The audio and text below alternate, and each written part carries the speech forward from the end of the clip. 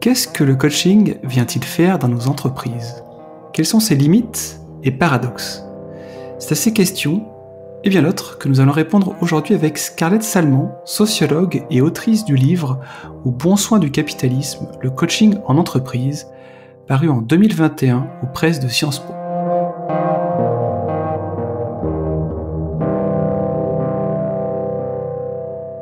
Bonjour Scarlett Salmon.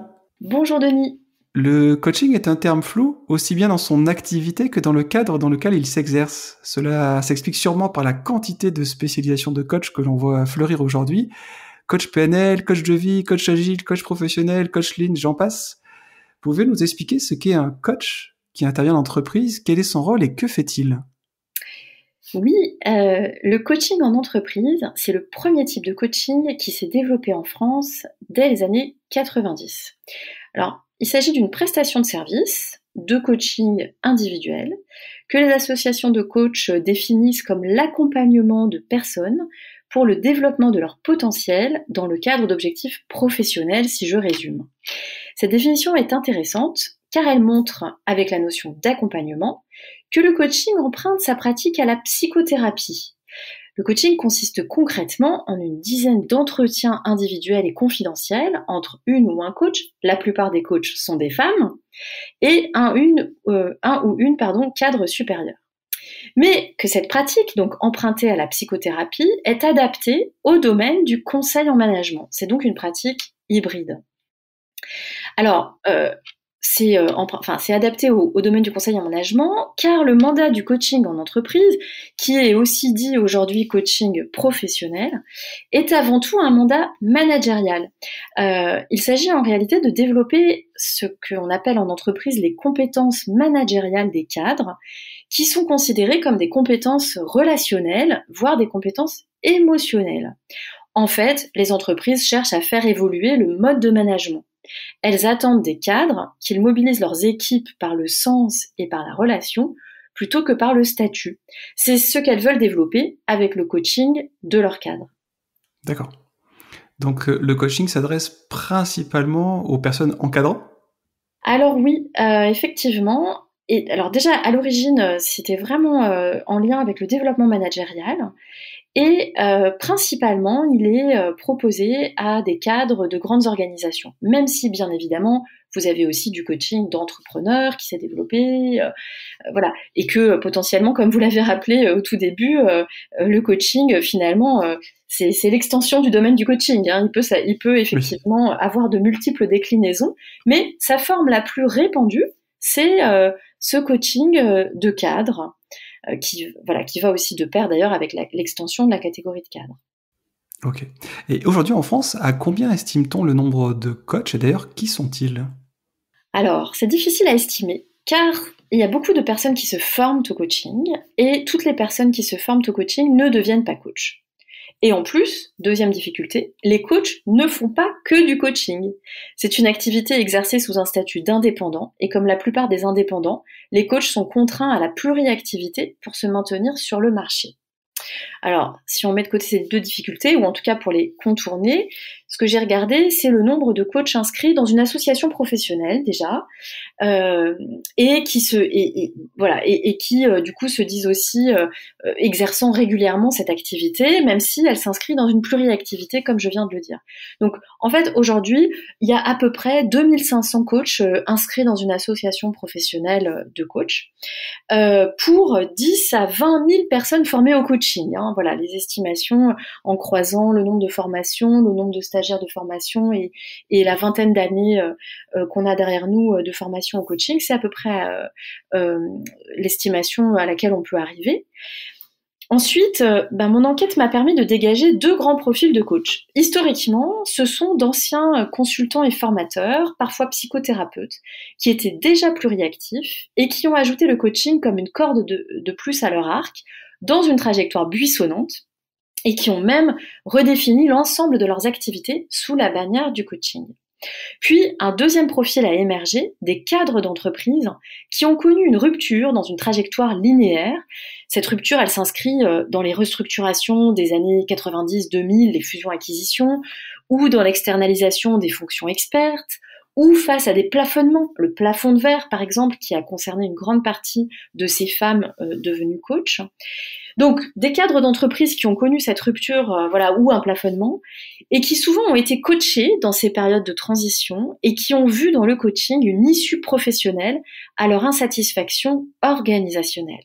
Ce sont donc des transformations structurelles du capitalisme qui ont favorisé l'émergence de cette nouvelle activité, transformation bien aidée par les dispositifs publics de soutien à l'indépendance, à l'entrepreneuriat et à la reconversion. Et qui fait appel au coaching et dans quel but ? Alors, il faut préciser que la majorité des coachings en entreprise sont dits prescrits, selon le terme en vigueur. Donc là, vous retrouvez un peu de filiation avec la psychothérapie, d'ailleurs, au passage. C'est-à-dire, un coaching prescrit, qu'est-ce que c'est ? C'est un coaching vivement recommandé au cadre par son supérieur hiérarchique ou par un gestionnaire des ressources humaines. Donc ce sont plutôt eux qui font appel au coach, davantage même que les cadres eux-mêmes, même si, bien sûr, là aussi, des coachings à l'initiative des coachés existent bien sûr. Alors, le but de ces prescriptions de coaching, c'est l'évolution des modes de management. Cela s'inscrit dans ce que j'ai appelé le tournant personnel du capitalisme, c'est-à-dire l'idée qu'une nouvelle valeur productive est attribuée aux dimensions réputées personnelles des travailleurs. Vous voyez, comme leur manière de communiquer, de se présenter, de réagir aux situations, ce que on va appeler communément la personnalité, qui est réputée personnelle, ou encore leur projet personnel, ce qu'ils souhaitent faire. Donc, il y a une nouvelle valeur productive qui est attribuée à ces dimensions, et c'est ce tournant, il prend sa source dans des transformations du travail et des organisations en réalité. C'est-à-dire l'idée que dans des organisations flexibles, qui se sont mises en place à partir des années 80, depuis les années 80, eh bien, dans ces organisations flexibles, ce qui est crucial, c'est la circulation de l'information. Il y a en permanence des réactualisations, et il faut que l'information circule.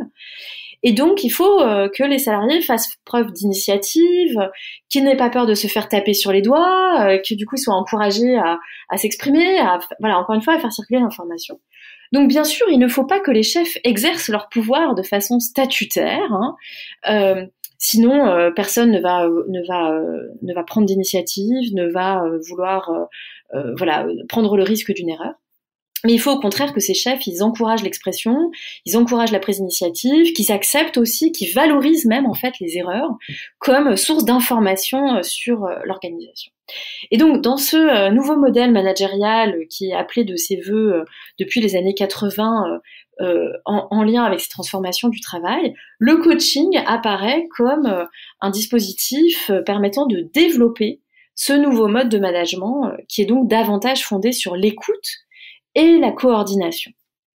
Mais le coaching est aussi utilisé pour aider les cadres à faire face, donc en dehors, si vous voulez, de ce mandat managérial, le coaching est aussi utilisé pour aider les cadres à faire face à leurs épreuves de travail. Des épreuves de travail qui m'a été donné à voir, en fait, à travers mon enquête que j'ai menée auprès des coachs, mais aussi des coachés. Alors, ces épreuves de travail, elles sont liées à 3 grands thèmes. Les temporalités de travail, donc vous savez, le sentiment de devoir toujours travailler dans l'urgence, qui est matérialisé par les emails. Une activité également fragmentée, éclatée, le sentiment d'être constamment interrompu, d'être éclaté entre plusieurs projets. Et puis enfin, un temps qui déborde sur la sphère privée. Ça, c'est une première épreuve de travail. La deuxième épreuve de travail, elle est liée aux relations de travail. C'est ce qui est le domaine par excellence du coaching, qui s'intéresse par excellence aux relations de travail. Tout à l'heure, j'ai évoqué ce nouveau mode de management. Vous imaginez qu'il n'est pas facile à exercer, et notamment, de surcroît, dans des organisations qui restent fortement hiérarchisées. C'est-à-dire, d'un côté, ces organisations, elles disent qu'il faut qu'il y ait un nouveau mode de management, et en même temps, on voit bien qu'elles restent fortement hiérarchisées, avec une hiérarchie des statuts, qui régit les carrières, par exemple, etc. Et donc, en fait, ça entraîne bon nombre de contradictions qui vont s'exprimer dans les relations de travail. Et puis enfin, il existe des épreuves auxquelles sont confrontés ces cadres dans le domaine des carrières. Alors ces carrières des cadres, elles ont également été fortement transformées depuis une trentaine d'années. elles sont notamment impactées par la rupture du pacte de carrière dans les grandes organisations. Pacte de carrière qui disait investissement dans le travail versus une carrière linéaire, ascendante. Également, une deuxième transformation de ces carrières, c'est l'appel fait aux cadres de développer eux-mêmes leur employabilité, ou encore, finalement, les promesses de carrière non tenues. Donc, ces épreuves de travail, si vous voulez, les cadres y sont confrontés et le coaching est utilisé comme un moyen d'aider ces cadres à y faire face. Vous évoquez que le coaching est prescrit, c'est-à-dire que les interventions des coachs en entreprise se font par le biais d'un contrat qui est signé par une personne qui est le supérieur d'une autre personne, et donc par exemple par un dirigeant pour son manager. Et dès lors, n'y a-t-il pas un risque d'instrumentalisation, difficile à dire, du coach par le manager ou le dirigeant? Alors, c'est une bonne question. Elle m'invite d'abord à repréciser en fait ce que font les coachs face à ce mandat managérial, face à ces épreuves de travail, pour qu'on comprenne mieux aussi le lien avec les attentes managériales. En fait, le coaching opère ce que j'ai appelé un travail d'hygiène psychique.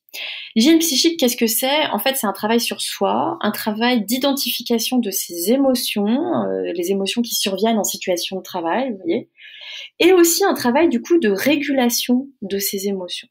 C'est un travail donc d'entretien de soi, de discipline de soi, de consistance de soi, on pourrait même dire, qui est réalisé par les cadres dans le coaching, par des techniques, les coachs les amènent en fait à effectuer ce travail afin de se repositionner face au flux des sollicitations, face à l'éclatement des engagements, des projets, face aux contradictions organisationnelles qu'on a évoquées tout à l'heure, face à ces promesses de carrière non tenues.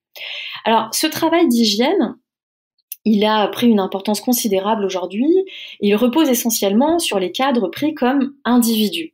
Il s'inscrit donc dans ce que je propose d'appeler, en référence avec le travail de la philosophe Fabienne Brugère, des politiques de l'individu. Parce que vous voyez, c'est sur l'individu que ce travail repose et c'est l'individu qui doit finalement réguler son hygiène psychique, son économie psychique dans ces situations qui l'impliquent personnellement parce qu'elles impliquent sa présentation de soi dans toutes ces interactions. Et en fait, ces politiques de l'individu, c'est intéressant aussi parce que si l'hygiène psychique que le coaching apporte aux cadres, en fait, constitue de l'aveu des cadres une forme de soutien. Il faut comprendre que c'est d'abord une forme de soutien, cette hygiène, parce que ça les aide à se repositionner. Et bien néanmoins, si on se place à un niveau plus collectif, le coaching va exercer ce que j'ai appelé une fonction palliative. C'est-à-dire qu'il va traiter les symptômes, c'est pour ça que les cadres, pour eux c'est une forme de soutien, mais il ne va pas traiter les causes, en fait. Donc c'est une forme de soutien, mais on pourrait dire à court terme ou en tout cas à l'échelle de l'individu. Mais voyez par exemple, l'organisation du travail n'est pas discutée en coaching.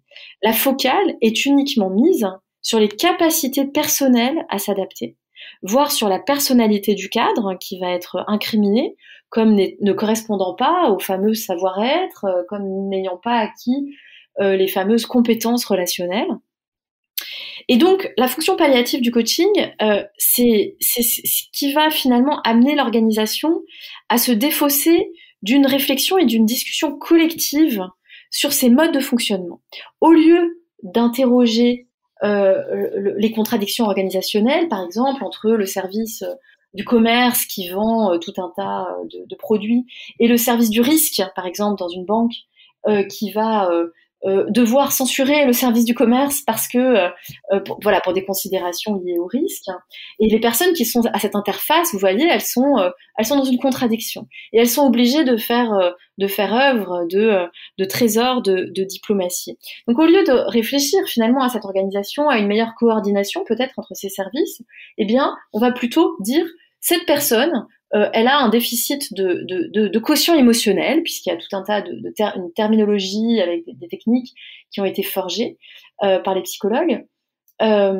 Et donc, on va plutôt mettre en cause sa personnalité. Donc, c'est ça la fonction palliative, si vous voulez. Parce que d'un côté, bien sûr, c'est palliatif au sens où on va essayer d'aider cette personne, en effet, à trouver des techniques de communication pour davantage mettre de l'huile dans les rouages, davantage aussi ne pas en retirer effectivement des émotions trop négatives.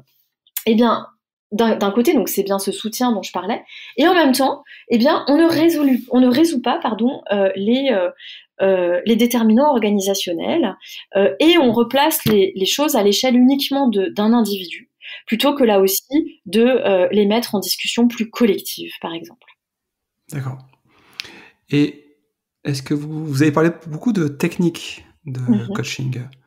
Est-ce que vous savez me dire quelles sont-elles et quelle est leur effectivité? Bien sûr. Alors, les coachs, ils sont formés à des techniques de psychothérapie qui s'inscrivent dans ce qu'on a appelé le développement personnel. C'est-à-dire un ensemble de courants, de méthodes qui reposent sur des courants de psychothérapie qui pourraient être qualifiés de post-psychanalytiques et même presque post-thérapeutiques d'une certaine manière, puisque ce sont des techniques qui sont censées viser des personnes réputées normales et pas seulement des personnes souffrantes, comme c'était le cas pour la psychothérapie. Alors, par exemple, la psychologie humaniste de Rogers est une des sources importantes du coaching, mais je dirais qu'aujourd'hui, les coachs sont plutôt formés à des courants plus vulgarisés encore, comme l'analyse transactionnelle, ou la programmation neurolinguistique, la fameuse PNL que vous avez évoquée au début de l'émission. Donc ce sont des techniques qui empruntent plutôt à un langage comportemental, voire cognitiviste, qui cherchent à modéliser donc les relations interpersonnelles, d'où cette focalisation sur les relations interpersonnelles, dans l'idée en fait de promouvoir un passage à l'action plus rapide, plus effectif. Donc on va finalement retrouver dans ces techniques l'idée de cette responsabilisation individuelle dans son double sens, dans sa double facette, puisqu'il y a un versant émancipateur finalement de ces techniques. On cherche à redonner une forme de marge de manœuvre, d'action, encore une fois, aux individus, aux cadres, de reprendre pied face aux sollicitations, etc. De développer une forme de réflexivité aussi. Ça va avec ce que j'ai appelé l'hygiène psychique, cette réflexivité. Mais en même temps, comme vous le voyez, ce sont des techniques qui restent à hauteur d'individu. Ce sont des techniques qui ne réfléchissent pas à la dimension productive du travail, qui ne réfléchissent pas à sa dimension organisationnelle, même dans leur version systémique, qui est évidemment une version beaucoup plus enrichie, beaucoup plus intéressante, mais souvent c'est une version systémique qui en reste malgré tout à des relations interpersonnelles et qui ne prennent pas acte, encore une fois, du fait qu'on est dans des organisations de travail, que donc on produit quelque chose, qu'on le produit collectivement, que ça nécessite donc du coup aussi une réflexion sur qu'est-ce que c'est produire ensemble, et comment on se coordonne et comment on organise le travail, et tout ça, ce n'est pas discuté par ces techniques. Et malgré les limites que vous venez de montrer des techniques, ou plutôt de cette approche très individualisée du travail, il y a eu une explosion du coaching et de la présence de coach en entreprise depuis les années 2000. Comment s'est déroulée cette explosion, ou plutôt ce succès, et qu'est-ce que révèle ce succès ? Alors tout à fait, c'est tout à fait intéressant, et moi je fais partie effectivement des personnes dans la recherche qui invitent à prendre au sérieux le phénomène du coaching et pas simplement à le critiquer comme si il ne signifiait qu'une manipulation des consciences, comme si les personnes, les cadres, les travailleurs étaient des marionnettes, qui pouvaient se laisser manipuler. Alors bien sûr, sont des techniques de psychologie qui ont un effet justement sur les personnes, mais je crois que il faut prendre au sérieux le phénomène social qu'il y a derrière. Ce phénomène social, il s'inscrit Alors, comme je le disais un peu plus tôt, dans des transformations du travail, il faut comprendre ces transformations du travail, ces transformations des organisations, ce nouveau modèle managérial. Il faut voir aussi, il faut prendre acte du fait que les organisations ne se sont pas non plus massivement réformées, hein, et qu'elles restent, comme je disais aussi, profondément hiérarchiques, et que du coup, le coaching, il a joué un rôle ambivalent parce que d'un côté, il a voulu accompagner cette révolution managériale, et puis d'un autre côté, il a aussi été utilisé pour colmater finalement les contradictions organisationnelles de ce capitalisme que je vais appeler un capitalisme finalement hybride, hein, puisqu'il n'est pas pleinement, enfin voilà, comment dire, il est encore largement traversé par ces contradictions. Je pense que en plus de ces transformations des organisations, il faut également voir que le succès du coaching révèle aussi des transformations plus culturelles, des transformations des aspirations à la liberté, à l'authenticité, tout ce que Boltanski et Capello ont appelé la critique artiste, hein, du capitalisme, qui s'appuie sur le développement personnel. Et je pense qu'il faut aussi prendre au sérieux le fait que le coaching exprime ce désir, ce souhait, ces critiques en fait anti-hiérarchiques, voilà, hein, également. Ce souhait de effectivement se voir écouté dans son travail, se voir reconnu dans son travail, et qui va d'ailleurs de pair avec ces transformations du travail, hein, puisque en fait c'est plus efficace également aussi quand on fait cela. Donc ce phénomène social, qui est un phénomène productif, et qui est un phénomène culturel, c'est ce qui explique un petit peu profondément, si vous voulez, le succès de techniques comme le coaching. Ça ne veut pas dire que le coaching, on dit que nécessairement c'est la bonne réponse. Vous voyez, quand on dit ça, on dit pas bah oui, super, le coaching il répond bien à ce phénomène social. On dit il révèle ce phénomène social. Et donc il y a peut-être aussi d'autres manières de faire. Alors le coaching, encore une fois, voilà, peut, comme je le disais, constituer une forme de soutien, c'est politique de l'individu, cet accompagnement. Donc il ne s'agit pas de le jeter avec l'eau du bain.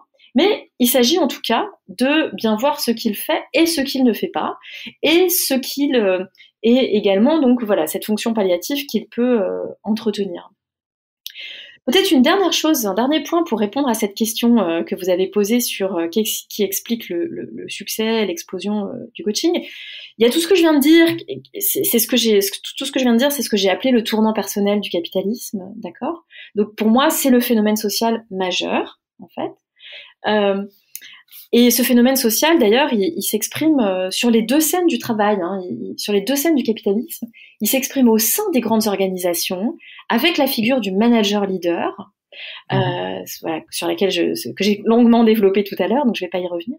Mais il s'exprime aussi en dehors de ces organisations, sur la scène du renouveau de l'indépendance. Vous voyez, avec tout c'est qu'il y a un phénomène social très important aujourd'hui, le renouveau de l'indépendance, l'idée que de l'entrepreneuriat, il faudrait être entrepreneur de soi-même pour véritablement exprimer son vrai moi, etc.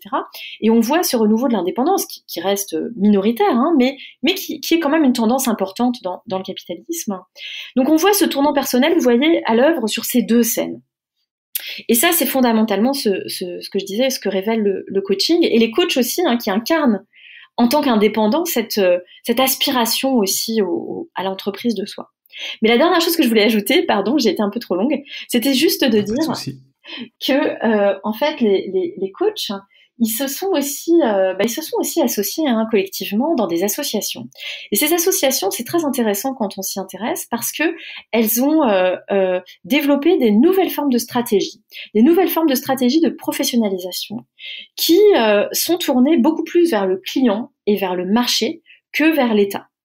Et ça mérite d'être souligné parce que si le coaching est parvenu à s'imposer, c'est d'abord parce qu'il répond en partie à ce phénomène social dont j'ai parlé, mais aussi parce que les coachs sont parvenus à mettre en place ces nouvelles stratégies de professionnalisation.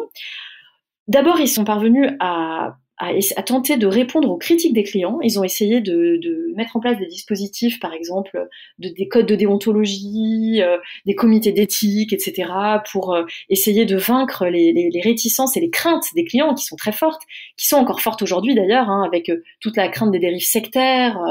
Je rappelle que le coaching est dans le, comment dire, est l'un des secteurs professionnels les plus importants qui sont concernés par la Mivilude, la mission de vigilance de lutte contre les dérives sectaires du ministère. Donc, mais néanmoins, les coachs, ce que je veux dire par là, c'est que les associations font tout un travail pour tenter de répondre aux critiques de ces clients et aussi pour s'appuyer sur les clients pour développer le coaching.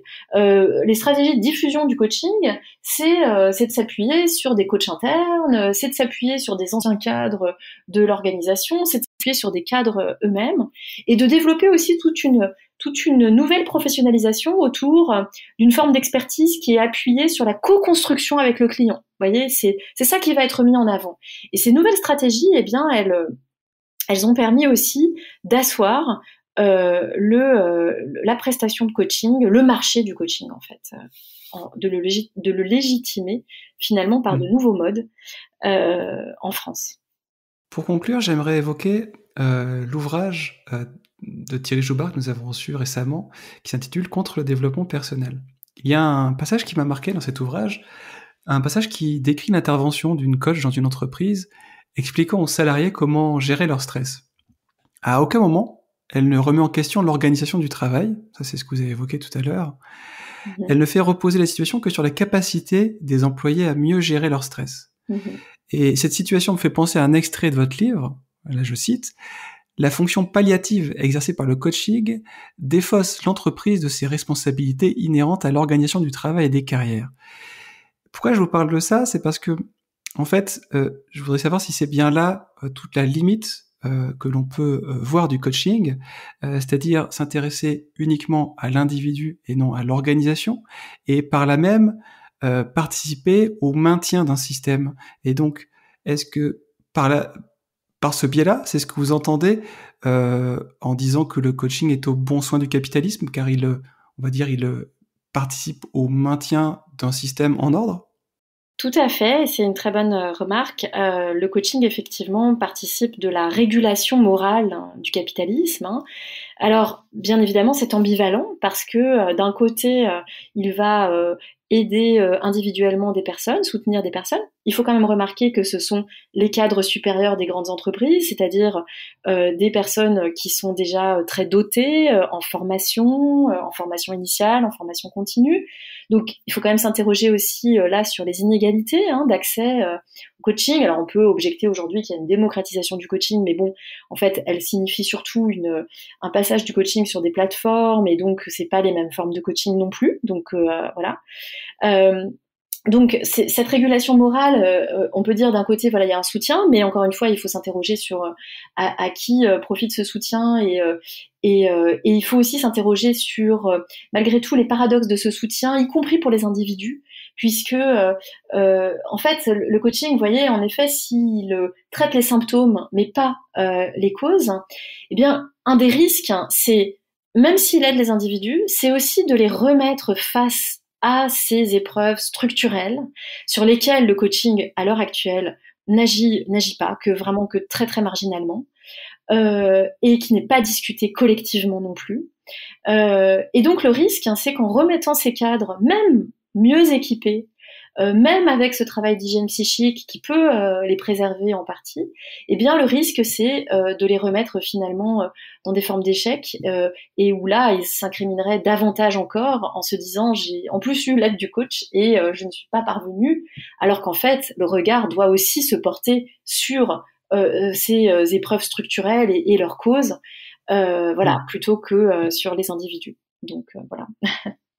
Et ça veut dire que moi, ce qui me dérange là-dedans, c'est que d'un problème collectif, on va refaire un problème individuel. Et dans ce cas-là, la personne va se dire le problème, c'est moi, et non plus l'organisation. Et c'est là où je trouve que ça peut être potentiellement assez dangereux. Tout à fait, c'est le paradoxe, c'est un risque.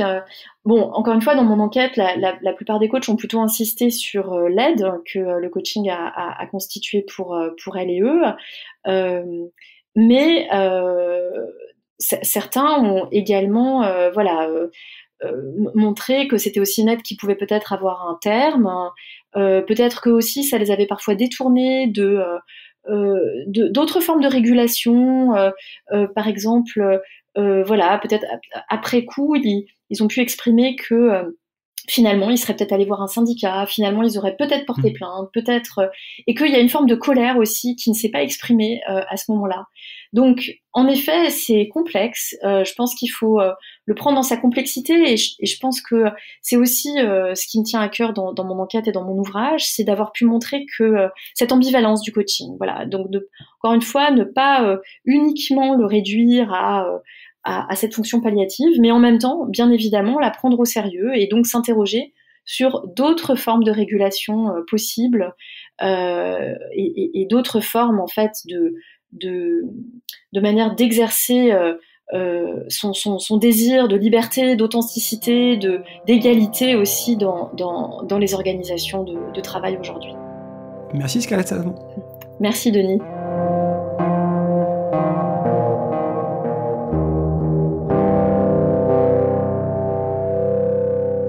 C'est sur ces mots que se termine notre épisode consacré au coaching en entreprise. J'en profite pour vous inviter à lire l'excellent ouvrage de Scarlett Salmon intitulé « Aux bons soins du capitalisme », le coaching en entreprise, paru en 2021 aux éditions Presse de Sciences Po. Si vous avez aimé cet épisode, pensez à nous suivre sur Twitter, LinkedIn et Instagram et à vous rendre sur 0,org afin de découvrir nos précédents invités. Merci et à très bientôt.